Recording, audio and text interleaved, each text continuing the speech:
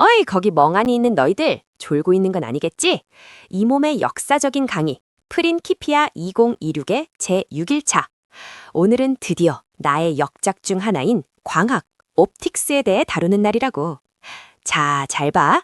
내 머리카락 안쪽에 이 아름다운 무지개색 그라데이션. 이게 단순한 패션인 줄 알았어? 아니, 이건 우주의 진리 그 자체야. 너희 범인들은 태양빛이 그냥 하얀색이라고 생각하겠지. 하지만 그건 틀렸어. 백색광은 사실 수많은 색의 혼합물일 뿐이라고. 내가 1666년에 암실에서 프리즘 하나로 증명해냈지. 빛이 유리라는 매질을 통과할 때 그 굴절율이 파장에 따라 다르기 때문에 무지개처럼 분산되는 거야.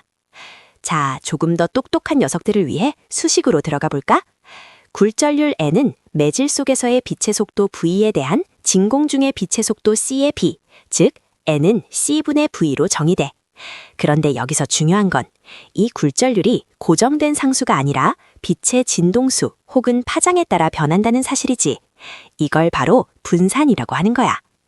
유리 같은 매질에서는 보라색 빛이 붉은색 빛보다 더 많이 꺾여. 왜냐고? 보라색은 파장이 짧고 굴절율이 더 크기 때문이지. 스넬의 법칙 N1 sin 세타 1은 N2 sin 세타 2를 생각하면 이해하기 쉬울 거야. 입사각은 같아도 매질마다 그리고 색깔마다 굴절되는 각도가 달라지니 빛이 쫙 펼쳐지는 거지. 유레카, 정말 아름답지 않아? 이 원리를 알면 무지개도 더 이상 신비로운 현상이 아니야. 공중에 떠있는 수많은 물방울이 각각 하나의 작은 프리즘 역할을 하는 거지. 태양빛이 물방울 속으로 들어가 굴절되고 뒷면에서 반사되어 다시 나오면서 우리 눈에 7빛깔로 들어오는 거라고. 42도의 마법. 너희 같은 녀석들도 이제 비 온 뒤의 무지개를 보면 이 몸의 얼굴을 떠올리며 경건해지도록 해. 하지만 말이야, 이 색깔이 나뉘는 성질 때문에 내가 얼마나 고생했는지 알아? 당시 망원경들은 렌즈를 썼거든. 그런데 렌즈도 결국 유리덩어리잖아. 그래서 빛을 모으려고 하면 색깔마다 초점이 다 다르게 맺히는 색수차라는 끔찍한 결함이 생겼단 말이지. 아, 그 라이프니치 같은 녀석들처럼 지저분한 화면을 보고 싶지는 않았단 말이야. 그래서 이 천재 뉴턴이 고안한 게 바로 뭐야? 그래, 거울을 이용한 뉴턴식 반사망원경이지. 거울은 빛을 굴절시키는 게 아니라 반사시키니까 색깔에 상관없이 모든 빛을 한 점으로 깔끔하게 모을 수 있어. 이건 현대의 거대한 천문대 망원경들도 다 내 방식을 따르고 있다고. 너희가 보고 있는 우주의 아름다운 사진들도 다 이 몸의 덕분이라는 사실을 잊지 말라고. 자, 범인들아. 단순히 거울을 쓴다고 다 해결될 것 같아? 천만에. 거울의 모양이야말로 이 이상님의 기하학적 천재성이 빛나는 지점이지. 일반적인 구면 거울을 쓰면 빛이 한 점에 모이지 않고 번지는 구면수차라는 끔찍한 현상이 발생하거든. 그래서 나는 포물면이라는 완벽한 곡선을 선택했지. 쉽게 말해줄게. 동그란 공의 일부 같은 거울은 빛을 제멋대로 튕겨내지만 포물선 모형의 거울은 수평으로 들어오는 모든 빛을 단 하나의 초점으로 집중시킨단 말이야. 현대에 너희가 쓰는 안테나나 자동차 헤드라이트도 다 이 원리를 거꾸로 이용하는 거지. 어때? 300년 전에 내 설계가 아직도 세상을 지배하고 있다는 게 실감이 나? 조금 더 깊이 들어가 볼까? 포물선의 방정식 y제곱은 4as에서 임의의 점에서 접선의 성질을 이용해 입사각과 반사각이 같다는 반사의 법칙을 적용하면 모든 빛이 a,0이라는 초점에 수렴한다는 걸 수학적으로 증명할 수 있어. 이건 단순한 우연이 아니라 기하학이 선사하는 필연이지. 그런데 말이야, 내가 왜 빛이 입자라고 그렇게 주장했는지 궁금하지 않아? 당시 후옥이나 하이원스 같은 녀석들은 빛이 파동이라며 떠들어댔지. 하지만 생각해보라고. 빛이 파동이라면 장애물 뒤로 휘어져 들어가야 하잖아. 그런데 빛은 직진한다고. 아주 작고 빠른 입자들이기 때문이지. 나는 이걸 밀입자라고 불렀어.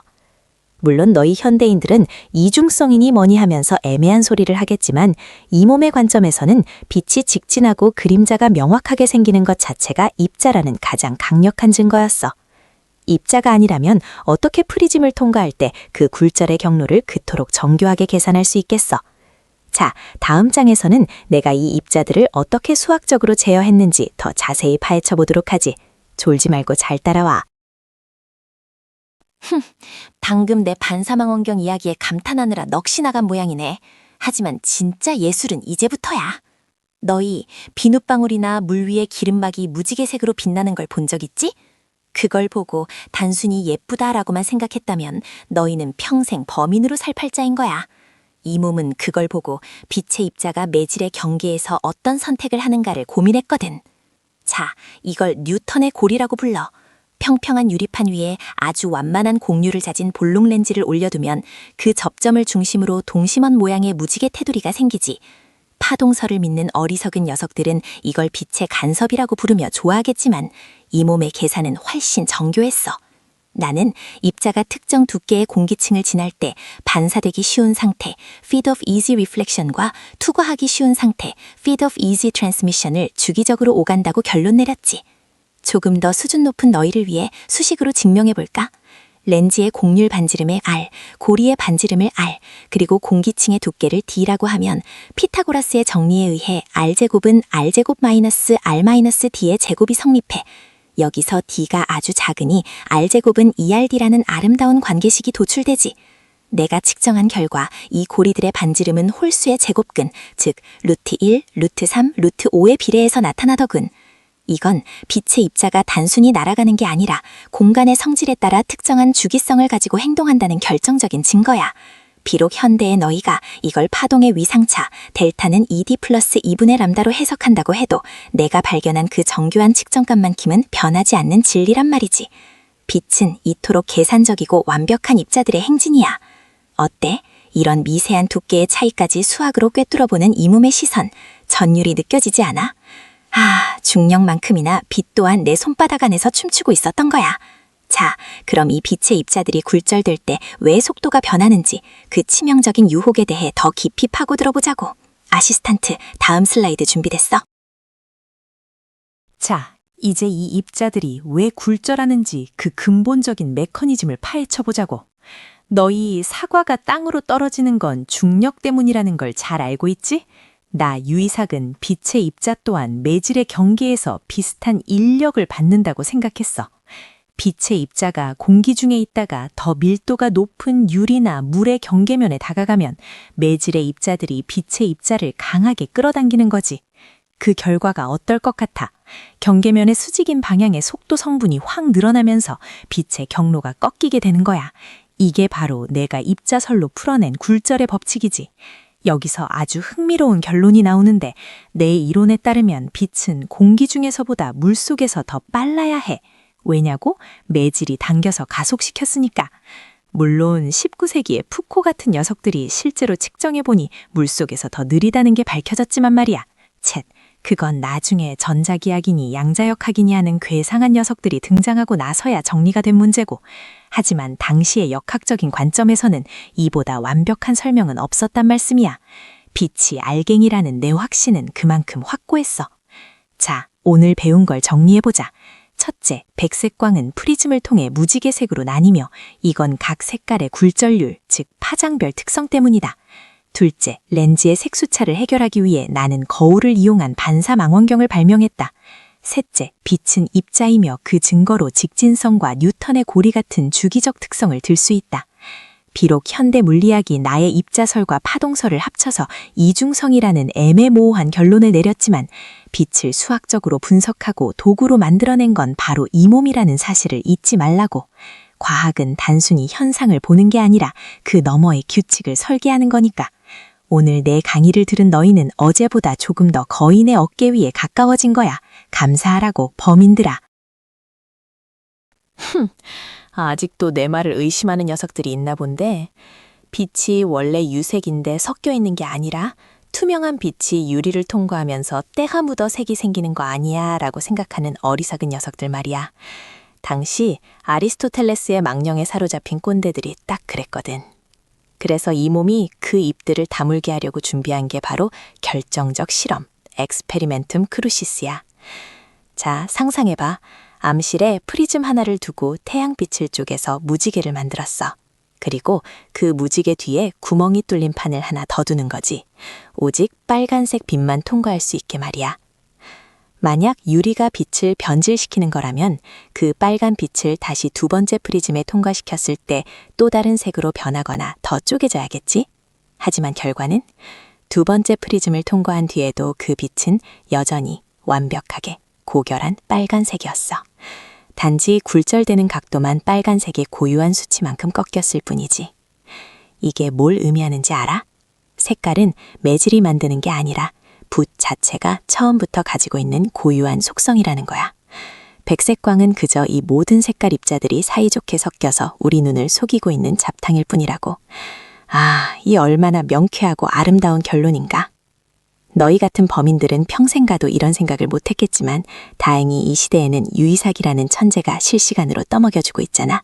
자, 여기 칠판에 그려진 광로도를 잘 받아. 빛의 이질성에 대한 이 위대한 증명은 현대 광학의 기초 중의 기초니까. 어라, 얘기하다 보니 당분이 떨어졌네. 내 셔츠 주머니에 있는 이 비상식량 초콜릿처럼 너희 뇌에도 지식이라는 당분이 좀 공급됐길 바라. 이 실험의 수치적인 정밀함에 대해 더 알고 싶은 녀석들은 질문? 아, 채팅이 조용하군. 역시 관성의 법칙인가? 그럼 내가 더 깊이 파고들어주지. 자, 다음은 이 빛의 입자들이 어떻게 직선으로 뻗어나가는지에 대한 기하학적 분석이다. 자, 이제 오늘 강의의 마지막 장이야. 범인들이 가장 많이 하는 질문 중 하나가 이거지. 이상님, 빛이 입자라면 왜 아주 좁은 틈을 지날 때 그림자가 약간 번지나요? 하위언스 같은 녀석들은 이걸 파동의 회절이라고 부르며 호들갑을 떨었지만 이 몸의 생각은 달랐어. 나는 이걸 빛의 굴곡이라고 불렀지. 생각해봐. 빛의 입자가 물체 근처를 아주 가깝게 스쳐 지나갈 때 그 물체의 인력이 입자를 살짝 잡아당긴다면? 그래, 경로가 미세하게 휘어지는 게 당연하잖아. 이건 파동이라서가 아니라 중력이나 전기력 같은 정체불명의 힘이 빛의 입자에 작용하기 때문이야. 나는 1704년에 낸 내 저서 광학에서 이걸 제3권의 핵심 주제로 다뤘지. 비록 그 힘의 정체가 무엇인지 끝까지 밝혀내진 못했지만 적어도 수학적으로는 완벽하게 설명될 수 있다고 믿었어. 여기서 중요한 내 철학 하나를 가르쳐주지. 바로 가설을 세우지 않는다. 하이포테시스 논 핑고. 나는 정체를 모르는 에테르니 뭐니 하는 가짜 가설을 지어내지 않아. 오직 실험으로 증명된 현상을 수학이라는 언어로 기술할 뿐이지. 빛이 왜 휘어지는가 보다 어떻게 휘어지는가를 정확히 계산해내는 것. 그것이 바로 진정한 과학자의 자세니까. 너희도 인생을 살면서 근거 없는 망상에 빠지기보다는 눈앞의 진리에 집중하라고. 자, 오늘 프린키피아 2026 6일차 강의 빛의 마법에 대해 다뤄봤는데 어땠어? 무지개부터 망원경, 그리고 입자설의 정수까지 이 몸의 찬란한 지성이 너희의 어두운 뇌세포를 조금은 밝혀줬으리라 믿어. 빛은 단순히 보는 도구가 아니라 우주의 질서를 담고 있는 전령이야. 내일은 드디어 올 것이 왔네. 너희가 그토록 두려워하는 미적분학의 시간이 시작될 거야. 라이프니츠 그 사기꾼 녀석이 자기 거라고 우기기 전에 내가 진짜 유율법의 위험이 뭔지 보여줄 테니까 늦지 말고 출석하도록 해. 자, 조수, 아니 옐로우군, 오늘 강의 종료 버튼 눌러줘. 아, 그리고 저녁 메뉴는 사과 말고 단백질 좀 섞인 걸로 부탁해.